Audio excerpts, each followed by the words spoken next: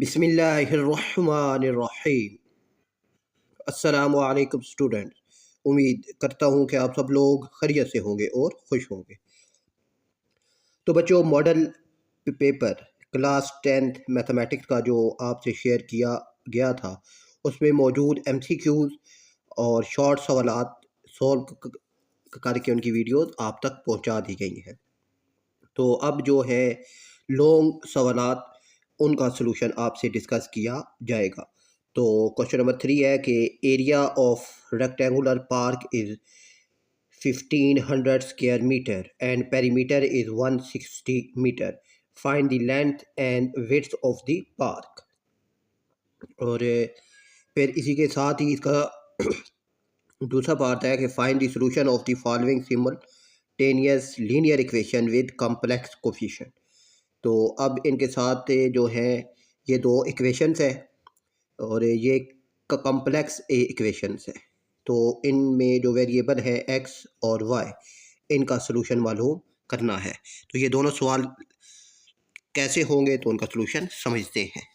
अब बच्चों, हमारे पास जो एरिया है और वो एरिया है 1500 मीटर स्क्वायर और पेरीमीटर है 160 मीटर। लेंथ और विड्थ हमने मालूम करनी है।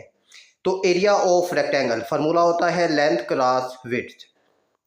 एरिया की वैल्यू 1500 है तो एरिया की जगह आ गया 1500 एल क्रॉस विड्थ। ऐसे ही तो हमने इसे नाम दे दिया कि हमारे पास इक्वेशन 1 है। पेरीमीटर होता है सम ऑफ ऑल साइड्स। अब आप बच्चों अगर एक रेक्टेंगल को देखें तो ये लेंथ, ये विड्थ और ये भी विड्थ है। दो लेंथ है, दो साइड जो है वो विड्थ है। तो ये इसका जो फार्मूला बनता है वो बनता है 2 इंटू एल प्लस डब्ल्यू। अब पेरीमीटर की वैल्यू है 160, तो हमने 160 पे पुट कर दी है और ये है 2। ठीक है, अब ये 2 बोथ साइड पर हमने जब डिवाइड किया, यहाँ से कैंसिल होकर 160 के नीचे 2 डिवाइड हो गया है। अब यहाँ से आगे फिर ये 2 जब 160 तक कैंसिल होगा तो आ जाएगा 80, तो एल प्लस डब्ल्यू।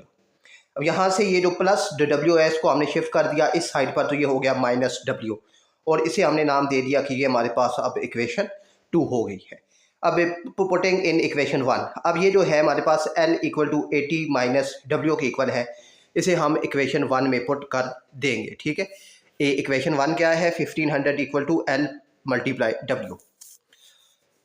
तो यहाँ पर अब ये 1500 और L की जगह आ गया जी 80 माइनस डब्ल्यू क्रॉस डब्ल्यू, ये आ गया।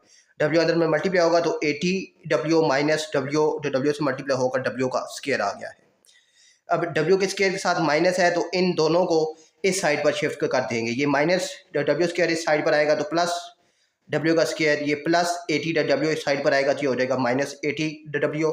और 1500 अपनी जगह पर ही है तो इसलिए इसका साइन चेंज नहीं होगा। अब हमारे पास ये बन गई है एक क्वाड्रेटिक इक्वेशन। अब क्वाड्रेटिक इक्वेशन जो है, अब इसको सोल्व करते हैं हम फैक्टराइजेशन से। ठीक है, अब हमारे पास जो फैक्टराइजेशन है, तो मैंने आपको पहले भी बच्चों बताया था कि फैक्टराइजेशन के लिए आपने अपने ही कैलकुलेटर में मोड 5 और 3 प्रेस करना है, फिर ए बी और सी की वैल्यू को इंटर करना है, तो आपके पास दोनों फैक्टर्स आ जाएंगे, यानी मिड टर्म ब्रेक। तो मिड टर्म ब्रेक आ गई हमारे पास -50 डब्ल्यू माइनस 30 डब्ल्यू प्लस 1500। अब इन दो से हमने डब्ल्यू को लिया कॉमन, तो अंदर रह गया डब्ल्यू माइनस 50। यहाँ से हमने -30 को कॉमन लिया तो अंदर डब्ल्यू माइनस की वजह से ये प्लस माइनस, और 30 50 टाइम होता है 1500, तो अंदर 50 आ गया। अब दोनों ब्रैकेट सेम है तो इसका मतलब है कि आपका सवाल ठीक है।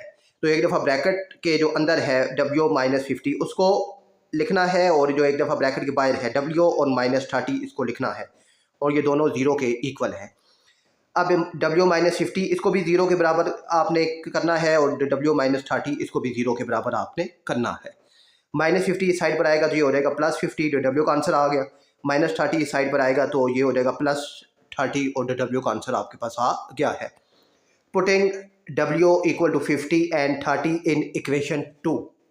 अब ये जो हमारे पास इक्वेशन 2 है, यहाँ पे हमने W की वैल्यू को पुट करना है, तो हमारे पास लेंथ आ जाएगी। ठीक है, तो अब यहाँ पर आ जाएगा जी L इक्वल टू 80 - 50, ठीक है, क्योंकि यहाँ पर है W है, तो W की वैल्यू हमारे पास एक 50 है, तो 80 - 50 ये हमारे पास आ गया 30, फिर 80 - 30 तो हमारे पास L आ गया 50।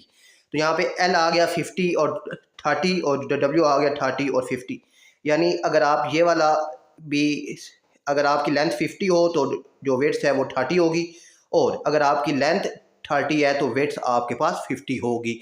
इसका ये मतलब है। तो ये हमने सोल्यूशन इसका मालूम कर लिया है।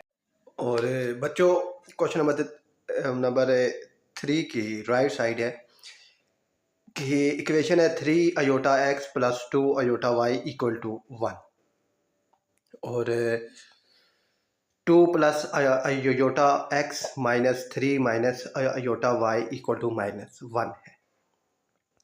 अब ना बच्चों ये हमारे पास इक्वेशन 1 है। इस सारी इक्वेशन को हम लोग अयोटा से डिवाइड करते हैं, तो उसका ये आपस में कैंसिल हो जाएंगे, ये अयोटा ये इसके साथ कैंसिल, तो यहाँ रह जाएगा 1 over iota, 3x plus 2y equal to 1 over iota. अब 1 आवर अयोटा हमारे पास माइनस अयोटा के इक्वल होता है। कैसे होता है? 1 आवर अयोटा है तो इसको अयोटा से मल्टीप्लाई भी करवा देते हैं और अयोटा से डिवाइड भी करवा देते हैं। 1 अयोटा से मल्टीप्लाई होगा तो आ जाएगा अयोटा अयोटा और अयोटा अयोटा स्क्वायर। अब अयोटा स्क्वायर की वैल्यू होती है -1। अब माइनस शिफ्ट होगा ऊपर तो माइनस अयोटा, इसलिए 1 आवर अयोटा हमारे पास माइनस अयोटा के इक्वल होता है। अब यहाँ से y की वैल्यू निकालते हैं, तो y ये +3x इस साइड पर आएगा, ये हो जाएगा -3x, और ये 2y के साथ मल्टीप्लाई हो रहा है साइड पर आएगा तो हो जाएगा डिवाइड, तो y equal to minus iota -3x/2 आपके पास आ गया है। अब ना यहाँ पे ये जो दूसरी इक्वेशन है, यहाँ पे ये जो y है, इस y की जगह हमने ये सारी वैल्यू को पुट करना है, तो y की जगह ये सारी वैल्यू हम लोग लिख देते हैं।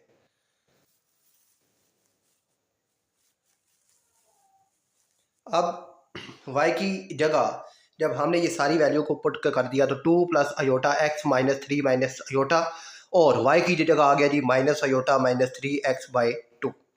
अब इसको थोड़ा सा री अरेंज करके लिखते हैं, तो ये 2 प्लस अयोटा x ऐसे ही आएगा, ये दोनों आपस में मल्टीप्लाई हो जाएंगे, और 2 जो है अब ये दोनों आपस में मल्टीप्लाई हो रहे हैं, तो 2 इसका मतलब है कि 2 दोनों के नीचे डिवाइड हो रहा है, तो 2 दोनों के नीचे आ जाएगा।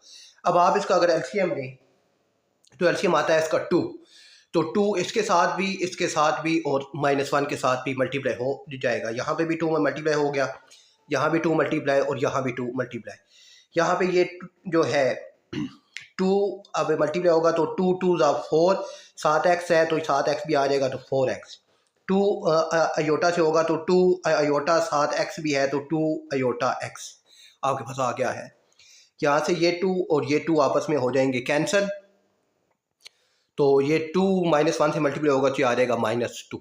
अब इसको थोड़ा सा री अरेंज करते हैं कि अब ये देखिए ये 4x है, तो अब यहाँ पे ये 2 अयोटा x ये माइनस की वजह से के अच्छा चलें पहले इसको मैं मल्टीप्लाई भी 3 माइनस अयोटा से मल्टीप्लाई हुआ तो ये आ गया जी -3 अयोटा, 3 9x, और फिर माइनस अयोटा जब माइनस अयोटा से मल्टीप्लाई होगा तो आ जाएगा अयोटा का स्क्वायर, और क्योंकि minus minus plus iota iota iota square, फिर minus minus plus 3x iota आपके पास आ गया है, और बाहर माइनस है इसलिए हमने इसको ब्रैकेट के अंदर लिखा है। अब इसको ब्रैकेट के अंदर अब ये देखिए ये है जी हमारे पास 4x 2x अयोटा, माइनस की वजह से ये माइनस प्लस हो जाएगा, ये माइनस भी प्लस हो जाएगा। अयोटा स्क्वायर है, अयोटा स्क्वायर की वैल्यू होती है -1, ठीक है, -1 होती है, तो अब ये माइनस और ये माइनस मिलकर ये +1 हो जाएगा, ठीक है, और ये प्लस ये माइनस अंदर जाएगा तो इस प्लस को भी माइनस कर देगा, इक्वल टू -2 है। अब ये 4x और ये 9x, तो 9 और 4 ये आपस में हो गए 13x, ये +2x अयोटा और ये -3x अयोटा, 3 में से 2 माइनस होंगे तो -1 अयोटा x आपके पास रह गया है, ठीक है। और उसके बाद ये 3 आयोटा प्लस 1 इक्वल टू -2, ये आपके पास ऐसे ही रहेगा। अच्छा, अब 13x minus iota x plus 3 iota plus 1 equal to -2 है। अब ना यहाँ से भी बच्चों ये +3 आयोटा और +1 इसको इस साइड पर हमने शिफ्ट कर दिया है, तो ये +3 आयोटा -3 आयोटा और ये +1 -1 हो गया है। यहाँ से x को कॉमन हम लेंगे तो ये आ जाएगा 13 माइनस आयोटा और ये -2 और -1 मिलकर -3 आयोटा हो गया। अब x की वैल्यू को मालूम क्या करना है, तो 13 माइनस आयोटा x के साथ मल्टीप्लाई हो रहा है, इस साइड पर आएगा तो ये डिवाइड हो जाएगा। अब जब आयोटा नीचे है तो हम इसको रैशनलाइज करना है, तो रैशनलाइज होता है जी, नीचे वाली जो माइनस है इसको चेंज करेंगे प्लस में, फिर मल्टीप्लाई भी करवा देंगे और डिवाइड भी करवा देंगे। अब ये ऊपर वाले दोनों आपस में मल्टीप्लाई होंगे और नीचे हमारे पास फार्मूला क्लोज हो जाएगा। तो अब ऊपर -3 आयोटा और 13 प्लस आयोटा आपस में मल्टीप्लाई हो गए और नीचे यहाँ पर ये a माइनस बी है, a प्लस बी है, तो a square minus B square formula होता है a plus B a minus B, तो a का स्क्र माइनस b का स्क्र हो जाएगा। और ऊपर ये -3 13 से मल्टीप्लाई होकर -39, -3 आयोटा से होगा तो -3 आयोटा और -3 आयोटा 13 से हुआ तो -39 आयोटा और ये माइनस प्लस माइनस ये 3 आयोटा का स्क्वायर आ जाएगा। और ये फिर नीचे 13 का स्क्वायर 169 माइनस और आयोटा स्क्वायर की वैल्यू -1 हो गई है। -39 -3 आयोटा -39 आयोटा। अब आयोटा स्क्वायर की वैल्यू होती है -1, तो ये माइनस और इस आयोटा स्क्वायर का माइनस मिलकर ये +3 हो गए हैं। अब आप इन्हें इसको सिंप्लीफाई करना है तो -39 + 3, तो ये हो जाएगा जी -36, ठीक है, -36 और -39 और -3 आयोटा, तो दोनों आपस में ऐड हो जाएंगे तो ये आ जाएगा -42 आयोटा, नीचे 169 + 1 170, तो ये आपके पास x का आंसर आ गया है। अब बच्चों हमारे पास जो y था, अब जो y था हमारे पास, वो y था माइनस आयोटा -3x/2। अब ये जो x है तो यहाँ पे जो x का आंसर आया हमारे पास -36 -42 आयोटा बाई 170, वो हमने पुट कर दिया है। फिर -3 -36 से मल्टीप्लाई होगा तो माइनस माइनस प्लस 108, ये माइनस माइनस प्लस 42 3 से होगा तो 126 आयोटा आ जाएगा, नीचे 170। अब आप इसका एलसीएम ले तो 170 माइनस आयोटा से मल्टीप्लाई होकर 170 आयोटा आ जाएगा, 108 ऐसे ही प्लस 126 ऐसे ही और नीचे 170 और फिर है जी हमारे पास 2, तो ये नीचे 2 ऐसे ही रहेगा। अभी दूसरी और तीसरी वैल्यू आपस में मल्टीप्लाई हो जाएगी तो 170 मल्टीप्लाई 2 हो जाएगा और -170 और प्लस 126, तो प्लस माइनस माइनस, तो 170 में से 126 माइनस होंगे तो ये आ जाएगा 44, बड़ी वैल्यू 170 है तो उसका साइन आ जाएगा और प्लस 108 आपके पास आ जाएगा और नीचे 170 और 2 आपस में मल्टीप्लाई होंगे तो ये 340 हो जाएगा।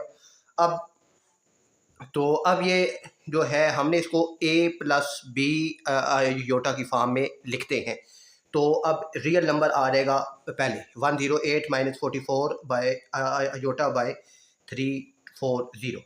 अब 340 108 के साथ भी डिवाइड होगा और 44 के साथ भी डिवाइड हो जाएगा, तो जब ये 108 डिवाइडेड 340 तो ये और -44 बाय 340 आएगा तो 27 - 11 आयोटा बाई 85 आपके पास y का आंसर आ गया है। तो अब मूव करते हैं नेक्स्ट पार्ट की तरफ। और अब बच्चों हमारे पास है जी क्वेश्चन नंबर 4 के military drone is flying at a velocity of 150 metre per second at an angle of 60 degree above the horizontal when it released a package due to a wind blowing from east at 40 meter per second. The trajectory of the package changes. Represent the drone's initial velocity vector and the wind velocity vector in component form. Part B है कि calculate the resultant velocity vector of the package at the moment of release, or if the package is drawn from a height of 500 meter, determine the horizontal displacement of the package before it hit the ground, ignore air resistance। और इसके सामने वाली side है कि the following table represent the marks obtained by 50 student in a mathematics test, construct a cumulative frequency table और draw a cumulative frequency polygon from the for the data। तो ये दोनों पार्ट बच्चों अभी इंसॉल्व करते हैं।